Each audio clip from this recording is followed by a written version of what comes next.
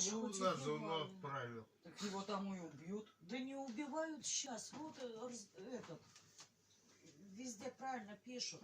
Раньше, да, за изнасилование, за убийство. А сейчас, если деньги у тебя А есть, там еще плюс еще камеры. В Большом Новгороде, Нижняя область, Нижний Новгород, Большое Казино, умерла девочка. И ее убил кто-то.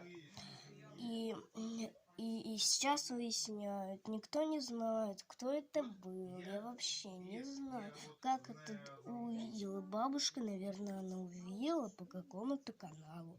И она рассказала моей маме. Теперь ее убили, заметив 3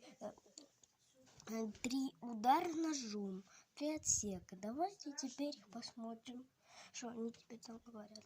Показывать по телевизору, что с такими делается. не знаю, я одного, И мне кажется, маньяк. я одного мужика знаю, он на зоне 30 лет отсидел, вышел, блядь, сейчас нормальный. 30 лет сидел. Чуть не заметили, но если вы живете где-то тут,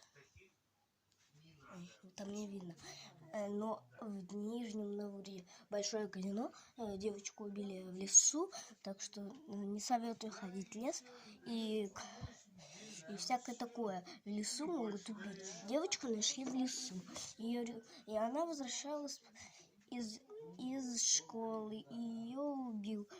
Так что если вас кто-то же зовет, не договаривайтесь ему, даже если он учитель. Вдруг твой учитель и есть этот убийца.